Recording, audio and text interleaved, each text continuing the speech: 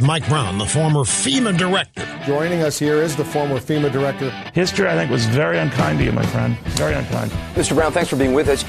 This is Michael Brown Unplugged. You know, you asked earlier, what do you do to lift people up after one of these shootings? We waited after the shooting in the Aurora movie theater. We waited for several months, and I deflected all comments about, well, it could have happened. Let's not draw conclusions. Let's take time and mourn our losses. But you're right. We could not get the NRA to compromise one moment. And they actually were aggressively warning Republicans that if you support universal background checks, which literally every Republican I knew, every business person, everybody on boards I'd served with, they all supported universal background checks. And yet the NRA was so diligent and so focused that, if a Republican crossed them and crossed the line and supported a universal background check initiative, they not only would never get funding from the NRA again, but they could be assured they'd have a primary opponent who was well-funded. Right, and I mean, isn't that the situation we're dealing with now, too? So again, I mean, how do you get past that? How do you break through that to actually accomplish it in a bipartisan fashion if you can't just rely on one party to do it? Well, I think ultimately we are a democracy, and I think maybe we've gotten to the point where the rising tide of public sentiment is going to overwhelm the NRA. And I think when you saw over a year ago that the Republican governor of Florida supported red flag laws and universal background checks, and now Mike DeWine, the Republican governor of Ohio, is embracing these more progressive gun safety measures. I think that's the beginning of a tidal wave. And I truly believe that Mitch McConnell is going to have to address this issue when the Senate comes back in 4 weeks. Hey, welcome to this episode of Michael Brown Unplugged. For those of you who do not recognize the voice, that was our former Governor John Hickenlooper, who is running for the Democrat nomination for the presidency. I want to use that soundbite as a jumping off point for a couple of points that I think are worth thinking about. First, have you ever thought about why these candidates that are polling at less than 1% continue to push on in a campaign that is clearly, at this stage of the game, not going to take off? That there hasn't been any indication whatsoever that whatever they do, that the campaign's going to take off. Why do they continue to do it? The insanity of the definition of insanity is continuing to do the same thing over and over and over again and expecting a different result. Well, that's what these candidates are doing. They continue to go on television. They continue to go to Iowa. They can continue to go to New Hampshire. Nut jobs like Bill de Blasio, the self-avowed communist that is the mayor of New York City, is in trouble he's at less than 1%. He's somewhere around 0%. He had a campaign rally in Iowa, and news estimates are that he had anywhere from 10 to 15 people show up. It's got to be disheartening. If you've been hired, for example, if I get hired to go give a speech before an organization and the organization tells me, oh, yeah, we're going to have 200 or 300 people there, and I show up and there's only 10 or 15 people, the first thing I question is, one, were you lying to me when you told me there were going to be 200 or 300 people there? Two, why didn't these people show up? And three, what am I doing here? I'll give the speech, but I still expected to get paid. These people are not getting paid. Or are they? That's the question I want you to think about. Why do they continue these campaigns when they are clearly not going to get the nomination? Well, I've got a couple of theories I'd like for you to consider. First and foremost is some of these people continue to do this because their egos will not allow them to withdraw. I think second of all, I think some of them, not people like Michael Bennet, for example, not people like Bill de Blasio, the mayor of New York City. Michael Bennet, by the way, is the accidental senator from Colorado. And if you don't understand why he's the accidental senator, well, ask me sometime and I'll explain it for the 5,000th time. It's something I've talked about on radio a lot. He has a job. He's a United States senator. But then there are people like Beto O'Rourke, Robert Francis O'Rourke. polling down in the single digits. He doesn't have a job. Of course, he's married into wealth, so he doesn't really need a job. I saw on Monday where he put out a video on Twitter of him changing somebody's tire. Now, am I supposed to somehow look at Robert Francis O'Rourke with his rolled up sleeves, his nice button-down shirt, bending over, changing the tire of the vehicle? Am I supposed to be impressed and think to myself, holy moly, that's who I want to be the next president of the United States? Somebody that knows how to change a tire. No, it doesn't. And in fact, I found the whole tweet silly. What are you trying to prove by changing somebody's tire? I think virtually anybody, even if you've never changed a tire in your life, if you're in the middle of the desert, and, well, let's hope that you don't have the stupid run-flat tires. That's a whole other subject I could get off on about how stupid run-flat tires are. But let's assume that you're in the middle of the desert, and you're out in Death Valley somewhere, or you're out in Monument Valley. You're somewhere where there are no cars for a while, and you get a flat tire. Are you going to wait for AAA to show up and it's going to take 2 or 3 hours? Or are you going to open the trunk, lift up the floor of the trunk, and you're going to be able to see that, oh, there's a spare tire in here. Oh, there's a jack. And guess what?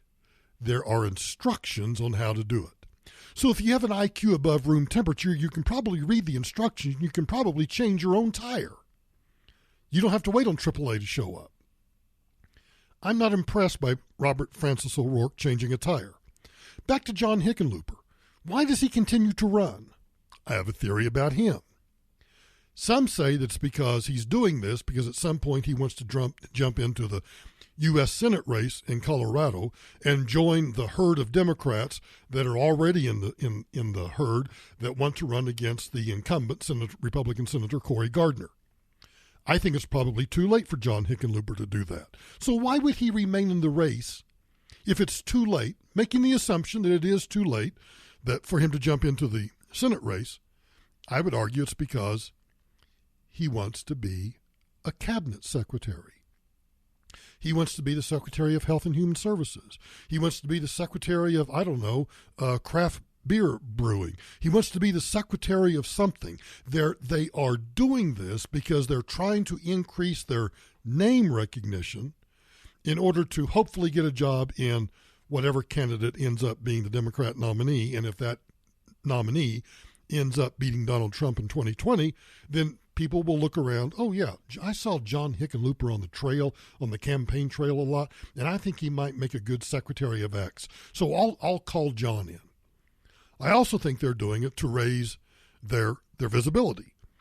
If they want to continue a career of making speeches or serving on boards of publicly traded companies, or for that matter, private companies, what better way to get your name out there than to continue to appear on CNN? I haven't seen John Hickenlooper appear on Fox News, so I don't know that he's on Fox News. I haven't noticed or seen any clips of him on CNBC, so he's not getting his name out in front of business people necessarily. But it may be that he thinks that by continuing this kind of Don Quixote attempt of becoming the next Democrat nominee, I think it's a lost cause.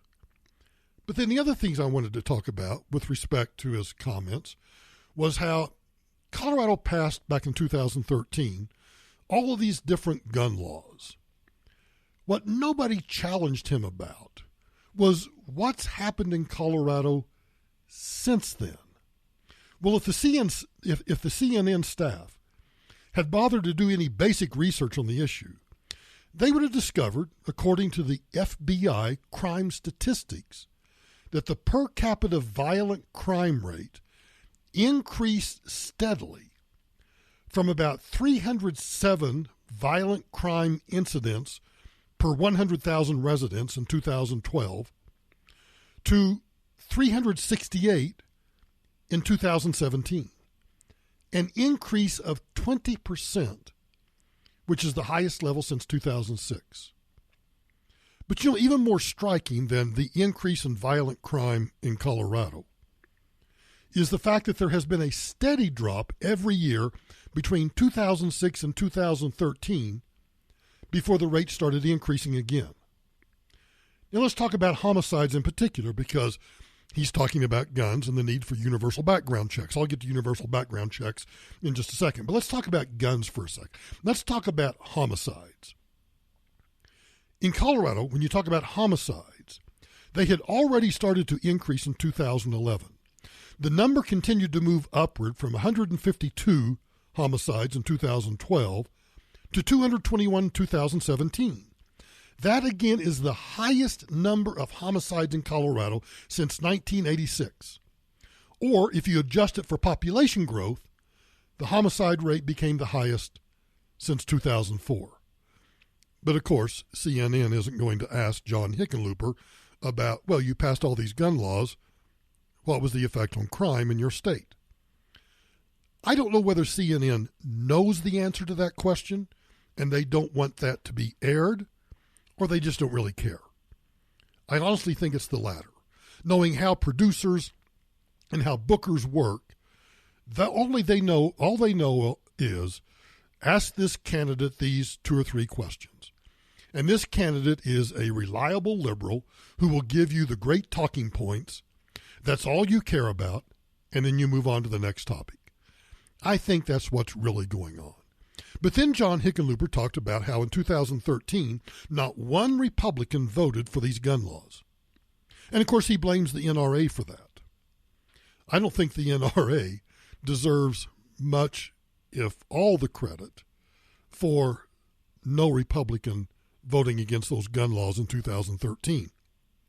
In fact, I would argue that most Republicans, and if not all Republicans, in 2013 refused to vote for those gun laws because they knew their constituents were opposed to them. Let's talk about universal background checks for a second. Universal background checks. It's a great phrase. What does it mean? Well, it means 2 things, in my opinion. One, they want somebody that shows up at a gun show. Now, in a gun show, virtually everybody inside the gun show itself is a FFL, a Federal Firearms Licensed Dealer. Every gun sold inside a gun store, a gun show, by an FFL is required to conduct the standard background check before they can sell that gun to you or me at a gun show. So if there isn't really a gun show loophole, then what does the universal background check cover? Well, let's say that you go to the gun show and you're milling around outside in the parking lot for whatever reason. Can't find your car or whatever it might be. And you pass somebody and they got their trunk open because there's an individual, a private individual, not an FFL, who maybe has some guns that he no longer uses. He doesn't want to. He doesn't want to keep around anymore. He just wants to sell the guns. So he goes where the buyers are, at a gun show. And so I walk by and I see that he's got a really nice Smith & Wesson 44 mag open in the trunk. Catches my eye. I stop. You trying to sell that? Yeah. How much do you want for it? I want $750. I'll give you $550. Sold. I give him $550 in cash. Now, I'm going to do, on my iPhone, I'm going to do a bill of sale because I want a record that I bought this gun from this guy. And more likely than not, because I have actually purchased guns in parking lots before. Are you shocked? You shouldn't be. But every time I've done so, either the seller or myself, and in most cases, I've only done it 2 or 3 times, we have both shown up with blank bills of sale so that we can fill out the buyer's name and the seller's name. We can fill in the serial number and the make and model of the gun and the price paid, and I've got a bill of sale showing that I legitimately purchased this gun from Billy Bob.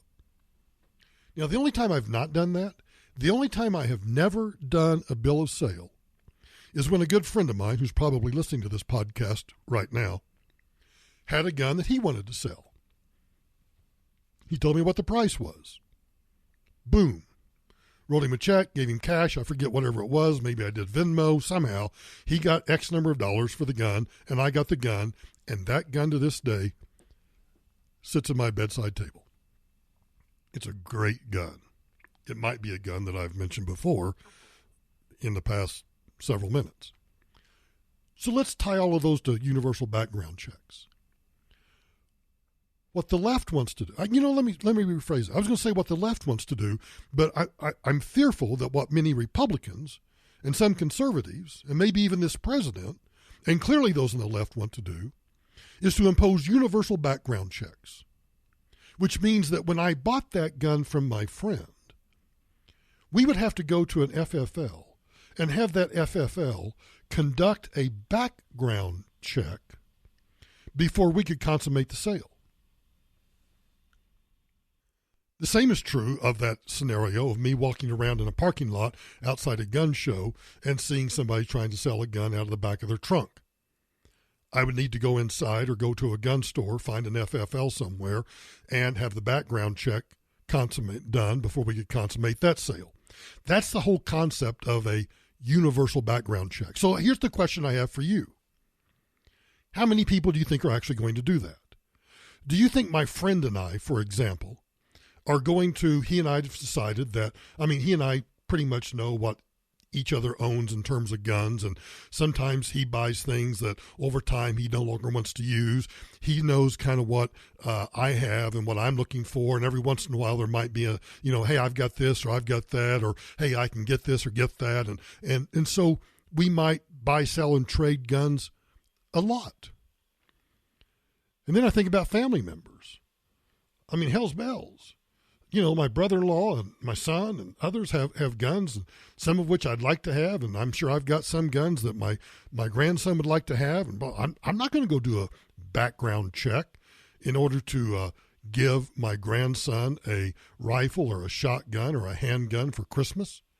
And I know that very fact that I might give my grandson a handgun, a long gun or something for Christmas might trigger some people, but, call somebody that cares. Anyway, that's the whole point of the universal background check. And as you can tell, it's not something that criminals are going to do. People who are lawful gun owners, responsible gun owners, people who are not trying to buy a gun off Federal Boulevard, off some drug dealer so they can go do some gangbanging around somewhere, they're not going to do it either. They're not going to, hey, I need to go cap somebody this weekend. Can you find me? Can you find me a snub nose 38 somewhere? Yeah. Can you meet me down on Federal Boulevard and 12th Avenue and meet me there at 1 a.m. and I'll have it for you there. It'll be $1,000 because it's had the serial number removed. Okay. Well, can we put it off until say 9 a.m. when the gun store opens and you and I can go in? You think the thugs are going to do that? Of course they're not going to do that. Anyway, John Hickenlooper, just that whole quote, that whole soundbite from John Hickenlooper just set me off. So let me get a sip of Diet Coke, and I'll be right back. There's another story in the news that's probably triggering a lot of people, and the administration has said that this new rule is a move toward self-sufficiency. The Trump administration announced on Monday that it is moving ahead with one of its most aggressive steps to restrict legal immigration. They're going to start denying green cards to immigrants who are using Medicaid, food stamps, housing vouchers, or any other form, best I can tell, any other form of public assistance. Now, what I find fascinating about this is that federal law already requires those seeking green cards and those seeking legal status, they are supposed to be able to prove that they will not be a burden to the United States. They call it a public charge. You cannot be a public charge. But the new rules, to some degree, detail a broader range of programs that might disqualify them. And a lot of what President Trump's effort to crack down on illegal immigration has been in the spotlight. This rule change targets people who entered the United States legally and are seeking permanent status. It's part of a push. I freely grant it's part of a push to move the U.S. to a system that focuses on immigrants' skills instead of emphasizing the reunification of families. U.S. Citizenship and Immigration Services offices are now going to start weighing public assistance along with other factors such as education, housing, income, and health to determine whether to grant legal status to somebody that's here. They don't apply to U.S. citizens, even if the U.S. citizen is related to an immigrant who is subject to them. Now, Ken Cuccinelli, who is the acting director of U.S. Citizenship and Immigration Services, said this about the new rule. The purpose of the rule is to promote self-sufficiency among the immigrant population. Through the public charge rule, President Trump is reinforcing the ideas of self-sufficiency and personal responsibility, ensuring that immigrants are able to support themselves and become successful here in America. He was asked by some reporter about the impact on the poor, and he said this: "We certainly expect people of any income to be able to stand on their own 2 feet." And there's this. Homeland Security officials say they made a series of changes to the proposed rules following 266,000 public comments. Now, the new rules are going to go into effect in October. I don't understand what the hullabaloo is about. We've had it as part of our immigration system for decades that you cannot be a public charge, that if you want to establish permanent residence, if you want to establish U.S. citizenship, you need to show that you're not going to be dependent upon the welfare system. And so announcing this new move by restricting or denying green cards to immigrants who use Medicaid or food stamps or housing vouchers seems to be reasonable. Seems to me that if that's in accordance with existing federal law, then going forward, telling any new immigrants they're applying for green cards that you cannot be on those social welfare programs, to me seems to be entirely reasonable. Now, if you listen to what I said closely, you may have noticed that I said going forward. Because if somebody is already here, if somebody's already been given a green card, and I don't want to go into all the minutiae of how a green card might be revoked, but let's just say that someone has a valid existing green card and they are validly working in the United States now, but they're on Medicaid, or they're accepting food stamps, or they're getting a Section 8 housing voucher or any other sort of welfare payment, I don't think you can necessarily take those away from those who are already receiving it.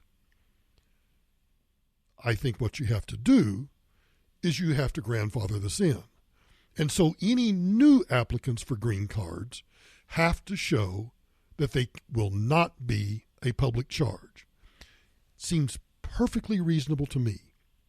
But I'm sure to people that are bleeding hearts or people that somehow think that we owe people around the world money that you have worked your butt off for, I simply don't understand.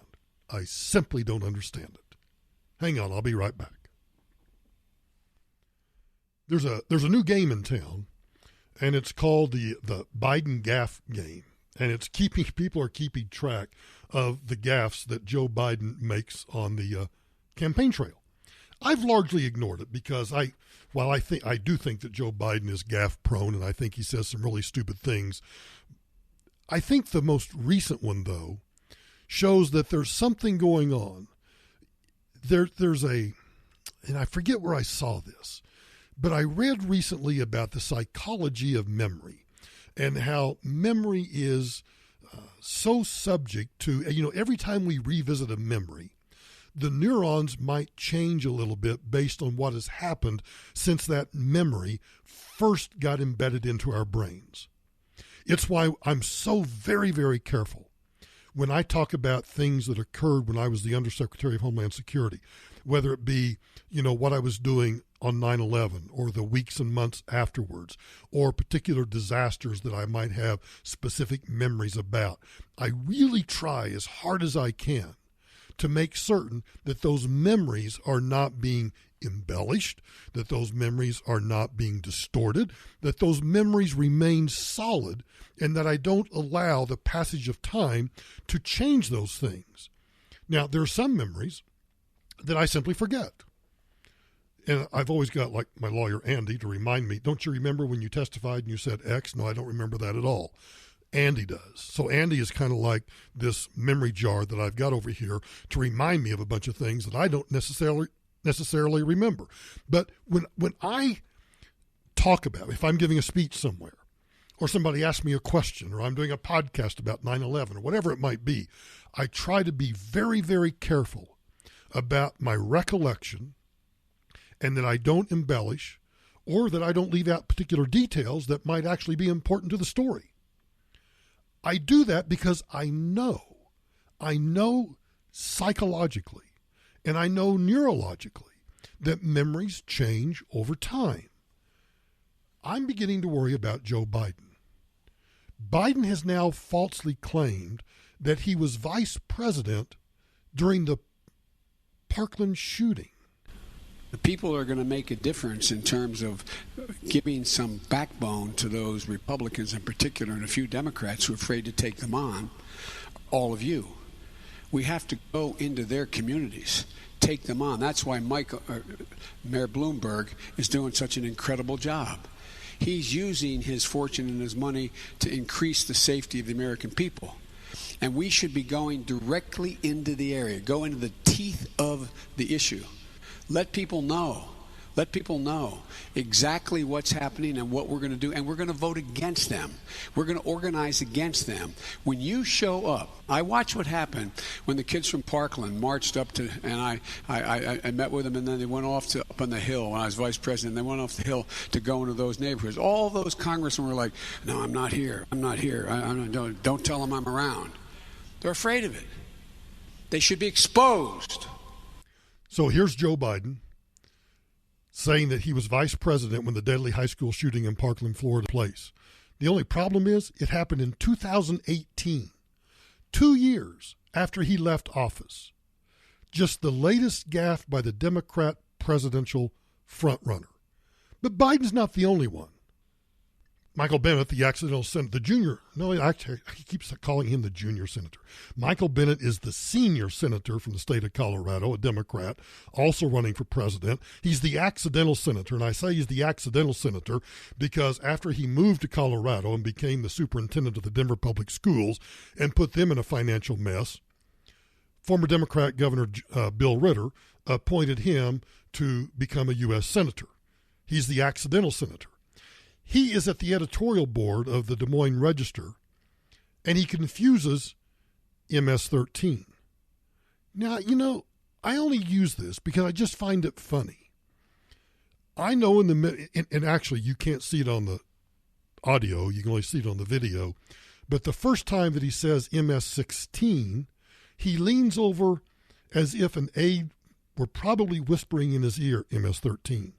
And yet he goes on to repeat MS-16 again. Do you ever have any problem if anybody says, "Hey, what's that gang, MS something?" "Oh, yeah, it's MS-8. No, it's MS-12. Are you? No, it's MS-23.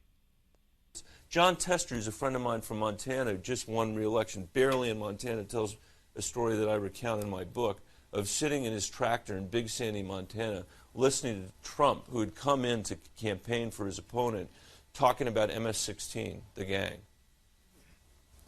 And John's sitting there on the tractor saying, there hasn't been a member of MS-16 within 1,000 miles of Montana ever.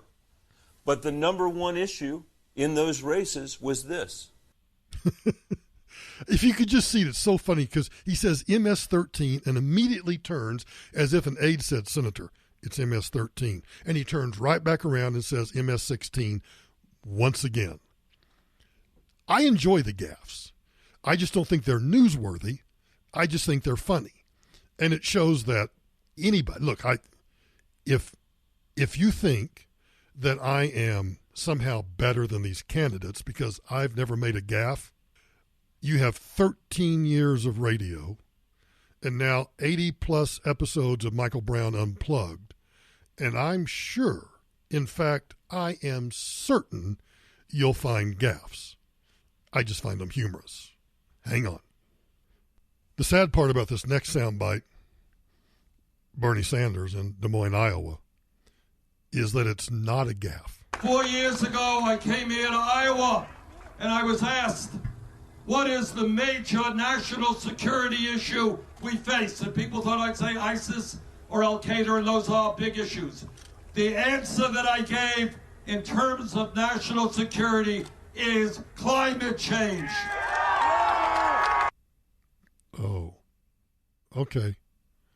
Yeah, I'm not going to worry about the existential threat that we face from China, Russia, from non-state terrorist actors.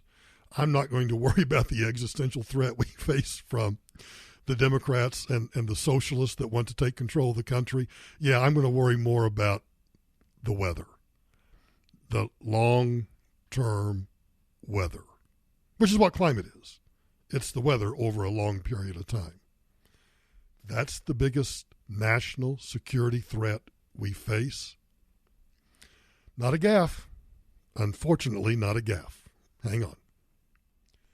There are a couple of trends going on in American culture that I find really discomforting, that I find actually very, very troublesome. You may recall that Joaquin Castro and Julian Castro released the names of Trump supporters, people who had donated to the Trump campaign from San Antonio. They listed the individuals' names and their businesses, and it was clearly an attempt to try to either dissuade them from giving additional campaign contributions to Donald Trump, or it was a way of subtly yet very hidden in plain sight, you might say, getting their Democrat supporters to go after these individuals who had supported a Republican. What we are witnessing is that suddenly the policy differences and the choices that we make to support candidate Y, candidate D, is now subject to almost a form of extortion, bribery, a form of discrimination, a form of intimidation. It's really disturbing what's going on. Castro was on MSNBC, and he was asked about whether or not this release of names was appropriate or not. Before I let you go, I need to ask you about the list of donors, San Antonio area donors, El Paso area donors to President Trump from your brother, Joaquin Castro. And I'm sorry, it was San Antonio. It was San Antonio, yeah, San Antonio. My mistake. And he came under quite a bit of criticism because, the idea being, especially in a time of heightened, frankly, fear and violence, that this might make these people targets. You've defended him so far. Do you still think that was the right thing to do? Oh, absolutely. I'm very proud of my brother. And my brother took what is publicly available information that newspapers, other publications regularly do about people who maxed out, made the maximum contribution to President Trump. Let's just pause right there. I don't regularly see, and I'm a political junkie, so I read all the time about candidates and their campaigns, and I read and I have to look to search to see who is supporting candidates and campaigns. And generally I end up on the website opensecrets.org because that's the most dependable, reliable site about who's giving on both the left and the right, Democrat and Republican, labor unions and non-labor unions. It's where you generally find that. Now, if some big individual, some billionaire, if Warren Buffett or Bill Gates or Tim Cook, if suddenly they started maxing out for a particular candidate, that would make news. It would make news because they themselves are newsworthy. If you're the owner of a barbecue place in San Antonio, and it might be everybody's favorite barbecue place in San Antonio, that doesn't necessarily make your campaign contributions newsworthy. I have my favorite Mexican restaurants. I have my favorite Mexican restaurant in Taos. I've got my favorite Mexican restaurant in Denver. I've got my favorite Mexican restaurant in Oklahoma City. I can name. I even have my favorite Mexican restaurant in Washington, D.C. I can only tell you the name of the owner of one of those. And I can guarantee you that his campaign contributions are non-existent. I've looked. I looked before I did this particular story to see if his name appears in Open Secrets as a contributor to any candidates or campaigns anywhere, but in particular the state where that particular restaurant's located, and I couldn't find any. So when Julian Castro, which one was this? Whichever Castro brother this was. Fidel or Raul. Whichever one of these Castro brothers this is. When he talks about it is publicly available knowledge, he is technically correct. If you're giving more, say, than $200, your name's going to appear as a donor to a campaign. That's why a lot of people don't give. They give $199 or they give $150. They don't give $200 and above because that ends up getting reported. That ends up on Open Secrets. So to say that this is information that is publicly available is technically correct, but it's not the kind of publicly available information that is widely disseminated or widely distributed by news organizations unless you, as the giver, are yourself newsworthy or noteworthy. But let's set all of that aside. Why do you think they gave out the name of the individual and the name of the business?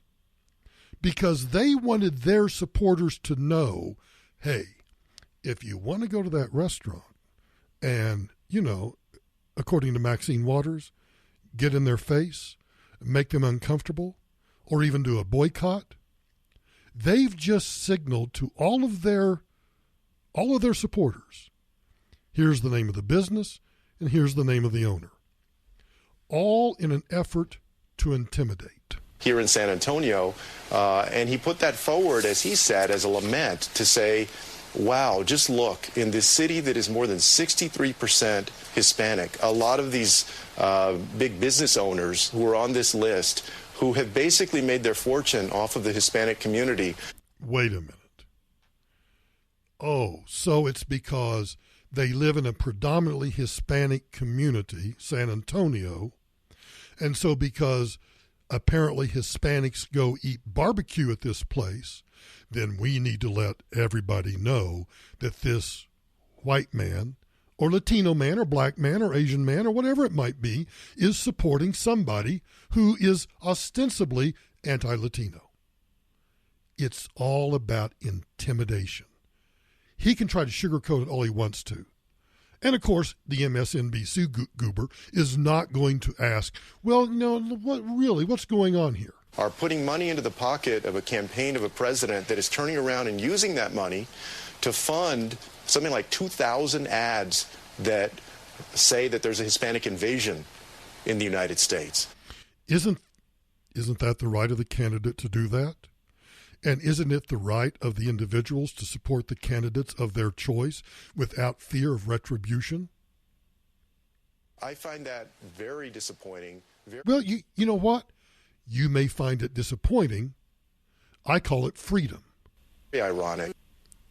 And, I believe that my brother had every right to do that and that people should know who is funding that campaign of hate I believe that's completely legitimate information. And, I think that one of the reasons that Donald Trump tweeted at my brother is because he must be afraid that people are ashamed that they gave to him or something.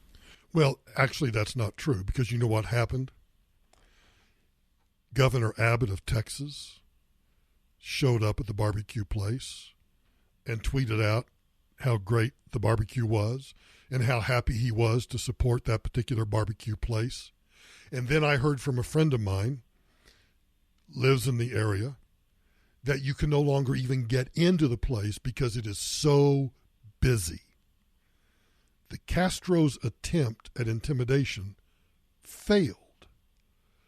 But it's not just the Castro brothers. The left wants to they truly want to dry up donations and support for Donald Trump because I don't think they have anything else. The New York Post reports President Trump's Hampton supporters have gone underground. While Trump attended the two big money fundraisers for the Republican Party and his 2020 re-election campaign at mansions in Southampton and Bridgehampton on Friday, many of the East End supporters are eschewing the spotlight, especially after last week's calls for boycotts of billionaire Stephen Ross's gyms because he hosted the president. Said a boutique owner in Southampton who fears reprisals from his customers, most of them moneyed Democrats. We are all in the closet.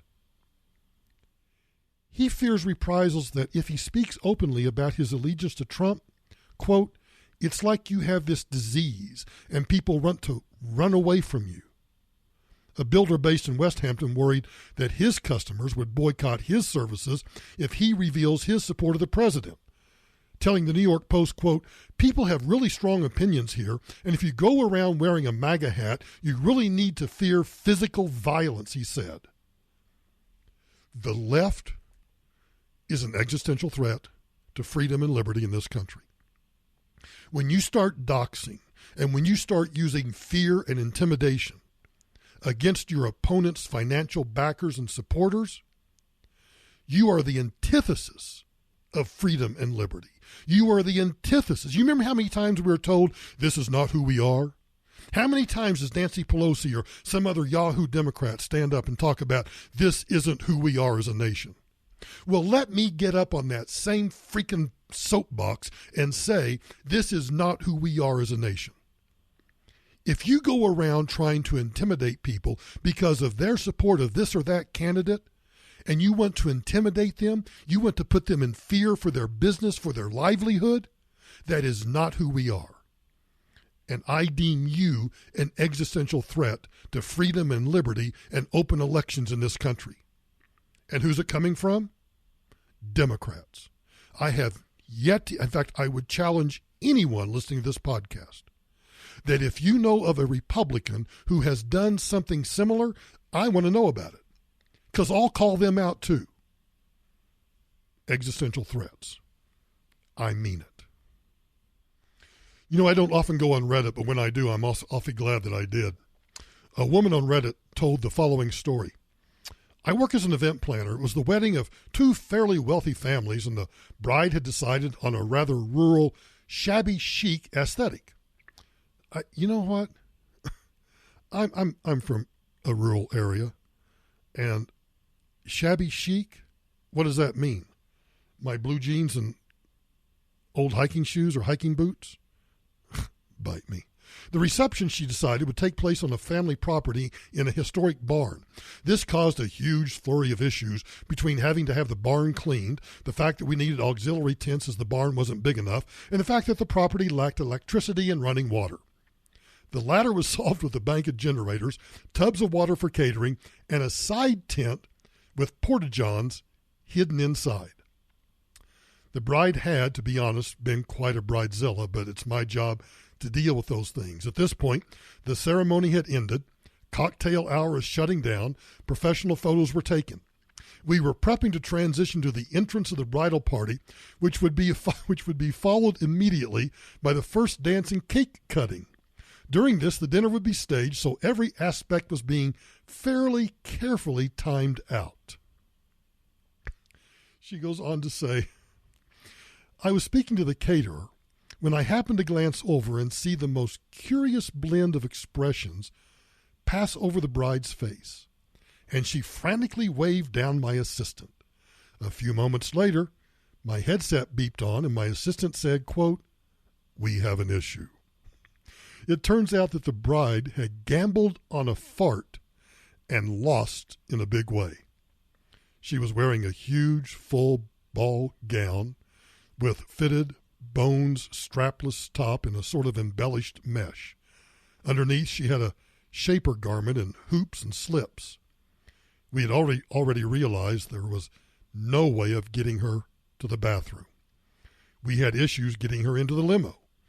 We had issues of her using a porta-john, which meant one of us would have to get personal. Well, that was my assistant's job. I radioed to everyone to expect a 15-minute delay and then headed towards the tent. The 15 minutes pass, then 20. Finally, my earpiece beeps again. She hears over the earpiece, "The previous issue is more than we anticipated." So she ran over to the bride.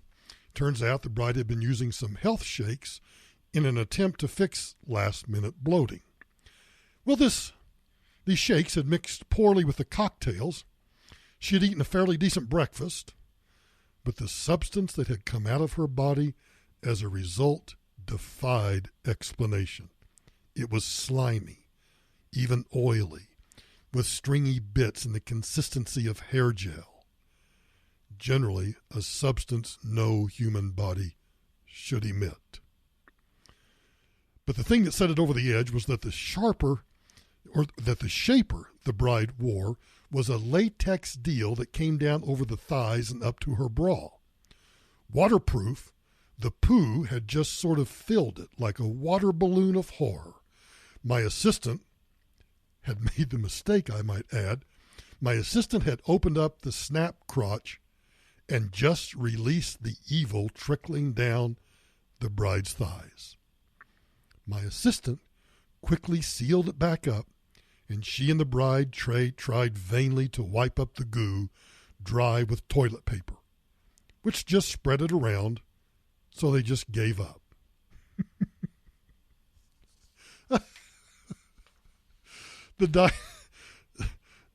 As they left the dance floor, I had someone rush wet naps to the groom and to bring me the bride. The support tent was closed down for me, and I pulled a tub of clean water from the caterers. She walked in to find me in dish gloves and a poncho like American Psycho. The 5 minutes I was sponging down a sobbing naked bride while I questioned every life decision that led to this point. The diarrhea was everywhere, spread in a thin layer across her body. It may be the most disgusting thing I'd ever dealt with. With her clean, I threw away the waist shaper, scrubbed down the $15,000 wedding gown back in a plastic basin. The inner lining was a loss. I cut it out completely. Dressed again, offered a Xanax. The bride was a little worse for wear, except for missing her dinner. But the support tent smelled like a sewer and just was closed for the remainder of the event. The headline of this whole story is the bride ruins a $15,000 wedding dress after she sharted. $15,000. Ooh, baby. Senator Elizabeth Warren has been churning out plan after plan. That's kind of what she's known for on the campaign trail. Every issue, she's got some plan for every issue that you can possibly imagine. Most of her plans are really ill-conceived, ill-considered, untenable, but her latest rollout on gun violence prevention is actually bone-chilling. Here's how CNN reports it. Senator Elizabeth Warren has unveiled a comprehensive plan to reduce gun violence by enacting a suite of new restrictions on buyers, cracking down on sellers, and breaking the National Rifle Association's stranglehold on Congress with anti-corruption legislation. The proposal, CNN reports, arrives as more than 15 Democratic primary candidates prepare to take turns speaking at a gun safety forum in Des Moines, Iowa, and a week after the mass shootings in El Paso and Dayton. The next president, she says, has a moral obligation to use whatever executive authority she has, to address the gun crisis. She wrote this in a post on Medium. You can find it over on Medium. There's a gun crisis? I think there is a gun crisis. You know what the gun crisis is? I don't have enough. I need more. She continues, but it is obvious that executive action is not enough. Durable reform requires legislation, but right now legislation is impossible. Why? A virulent mix of corruption and abuse of power. Now, the details of this proposal are horrifying, but let's first go to CNN's report. On Friday, Warren called on retail giant Walmart to remove firearms from its shelves. She tweeted out, "Companies that sell guns have a responsibility to the safety of their communities. At Walmart is one of the largest gun retailers in the world. The weapons they sell are killing their own customers and employees. No profit is worth those lives. Do the right thing. Stop selling guns." CNN reports, Walmart has said it plans to remove displays for violent video games from its stores, but has no plans to further reduce its gun selection. The company does not sell assault-style rifles. This is according to them. Trust me, when you hear me use the term assault-style, it's not because I'm saying that. It's because that's what the news story says. Every time you hear me say assault-style, think of a footnote that says, that's what the story says that Michael's reading. Michael's not saying that. Back to the CNN report. Walmart has said it plans to remove displays for violent video games from its stores, but has no plans to further reduce its gun selection.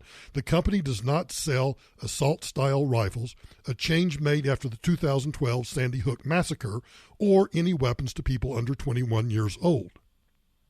Warren told reporters after an event in Iowa this past Friday, "I think it would be more effective if instead of taking down pictures of guns, they actually stopped selling guns."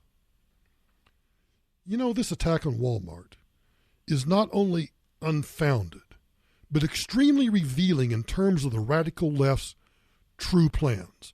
Because as CNN notes, Walmart does not sell so-called assault-style rifles, and they haven't since 2015. Walmart doesn't sell handguns since 1993. Walmart also raised the age of people to whom it will sell firearms to 21, despite there being no law that requires them to do that. I haven't been able to locate any evidence that a Walmart-purchased rifle or shotgun has been linked in any way to any mass shooting anywhere in the history of this country. So why the push to get Walmart to stop selling guns? It's certainly not related to stopping mass shootings. The extremist left can't get guns banned entirely. And this is what you and I should fear.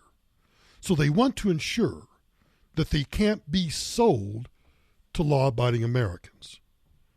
Now, so far, Walmart's not biting.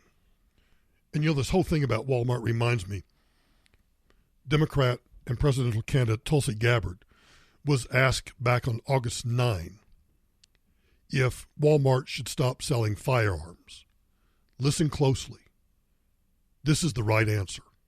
Congresswoman, do you think Walmart should stop selling guns? That's up to Walmart. Mm-hmm. I gotta go. I'll be back in a few minutes. That's up to Walmart. Exactly right. It's not up to members of Congress or candidates or anybody else to tell a private retailer what they can sell and what they can't sell. But Elizabeth Warren is determined to raise taxes on both firearms and ammo and eliminating the filibuster to ensure that so-called gun-grabbing legislation passes the Senate. Here's how Vox reports it.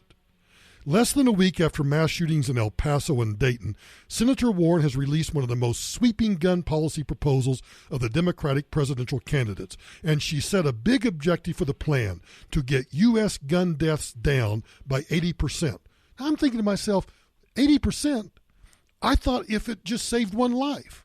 Once you get it down to 90%, 99%, why don't you just eliminate deaths by guns altogether? 80%. What a wuss. If you're going to have a plan, be ambitious. Go to 90%. What did you just do, randomly pick 80% out of your butt? Good grief. Or maybe she went to a teepee. Maybe she went to a teepee and they had a fire inside and they did a little smoking and they, what number should we use to try to get deaths down to? Big chief in the sky says 60%. No, 80%. And after smoking, they walked out of the teepee and she declared, I shall get gun deaths down by 80%. And all the Indians hooped and hollered and said, okay. But yeah, you read what Vox said. You heard what Vox said correctly. A mandatory federal gun licensing program. A program, you and I, is going to mean a federal database of all legal gun owners. Because do you think guns owned by thugs are going to be licensed? Of course not. Now, her plan includes a combination of executive action, executive orders, legislative action, and Vox does have some good news in their story. It's unlikely all of this could really pass Congress, especially if Republicans continue to control the Senate, with or without new anti-corruption laws. Even if her plan passes, just about all these ideas are likely to face court challenges, which could ultimately succeed in front of a conservative-leaning Supreme Court. You know, one of her problems, and it's a problem across the extremist gun-grabbing left, is that Elizabeth Warren seems to imagine that Americans can't wait to have our Second Amendment rights further curtailed. This is from her proposal. And while the majority of Americans, including a majority of gun owners, support sensible gun legislation, even the most basic proposals like universal background checks are consistently blocked by far-right ideologues in Congress who are bought and paid for by the gun industry, their NRA partners, and a supporting army of lobbyists and lawyers. No, I actually think, you know what I think that members of Congress fear more than the NRA or gun manufacturers? You and me, the gun owners. I think they fear retribution from the voters more than they ever have from the NRA or any other gun organization. It's the radical left on display. But here's my thought. She wants to impose all of these excise taxes and everything else. How much more authoritarian can you get? And what else are we going to tax? You know, why don't we tax the right to vote? Tax going to church? How about taxing the ability to contact politicians? How about taxing your ability to protest the government? How about taxing every time you invoke the Fifth Amendment? How about a tax if you demand the right to a fair and speedy trial? How about if you say you can't search my house without a warrant, that costs you a tax? Just tax all of our rights. That'd make them all happy. They can confiscate more money from us, and they can limit our rights. You know, I said to friends at dinner on Saturday night, I should have mentioned this. Maybe I did mention it yesterday, but I do mean this sincerely. The one thing you and I are going to have to watch out for between now and November of 2019 is of November 2020. I'm sorry, November 2020. November 2019. I wish it was November 2019. What you and I have to be concerned about between now and November of 2020 is it's going to get crazier and crazier. I think those on the left are going to get more and more radical. They're not going to move back to the center. And I think that someone like Elizabeth Warren or Kamala Harris, I'm not so convinced that Joe Biden's going to get the nomination, but hey, we're a long ways from that. But whomever, I think the radical left that is supporting these lefty candidates right now are going to get more and more vocal. Antifa's going to get more and more active. We're going to live in more and more controversial and dangerous times. And it's not going to end. No matter who wins in November of 2020, whether it's Donald Trump or it's one of these wackadoodles, it's not going to end the craziness. But just mark my words, it's going to get crazier and crazier. You know, I didn't get any taxpayer relief shots in yesterday, so let's get a couple of them in today. Saginaw, Texas, courtesy of Channel 11, CBS DFW. And police say an attempted robbery turned into a deadly shooting. Saginaw police say 2 men went up to a homeowner on Trinity Trail around 6 this evening. One of them pulled a gun out, but the homeowner also had a gun and opened fire. One of the 2 men was shot and later died. The other guy took off. Police say as of now, the homeowner is not facing any charges. Well, you know, I would say duh, but duh. You're in your garage. 2 thugs approach you. One pulls a gun. You pull your gun. Bam, bam, bam. He ends up dead right there. And, of course, the other thug turns and runs. I always love it when, you know, hey, you and I we're like blood brothers, right? Yeah. Let's go rob a guy. You want to? Yeah, I'll stick with you no matter what. Okay, let's go. Guy pulls a gun. Boom, the other one runs like crazy. Police, security guard. This comes to us from Selma, Alabama. The Popo and Selma say a security guard fatally shot a woman who was shooting at another woman outside a bar. Oh, man. Hell hath no fury like a woman scorned. Alabama.com reports the 39-year-old woman with a gun had shot another woman in the arm early Sunday when the guard intervened, shooting her in the hip and the torso.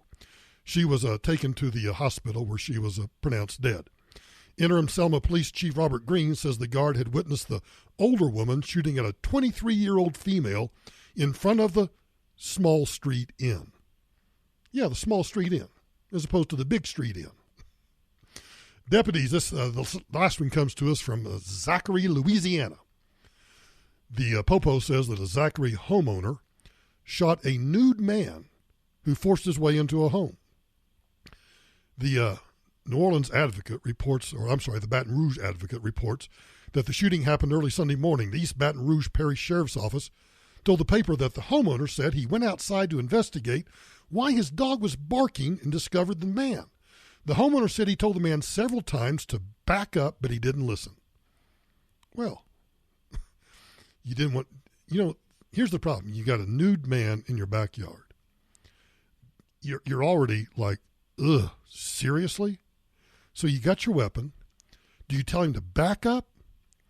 Because you've already only seen half. Now if you tell him to turn around and get out of your yard, now you see the other half. So I think the homeowner did the right thing. Back up. Just back up out of my yard and leave. The paper says the homeowner said he told the man several times to back up, but he didn't listen. The sheriff's office said the homeowner shot him after he forced his way into the home. Nude men breaking into homes, you're usually going to end up dead. Yep. Hey, if you like this content, if you like the podcast, we haven't monetized it yet, although we're thinking about doing it. But you can support the podcast by doing this, sharing it with your friends.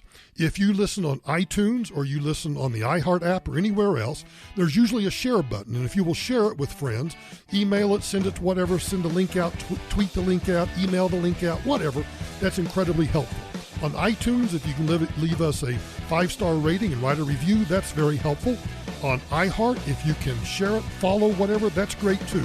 And then be sure and follow us on all the social media outlets.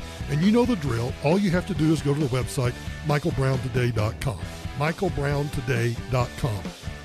YouTube, Instagram, Facebook, Twitter, they're all there across the bottom of the homepage at michaelbrowntoday.com. Thanks for listening. I'll talk to you on Wednesday.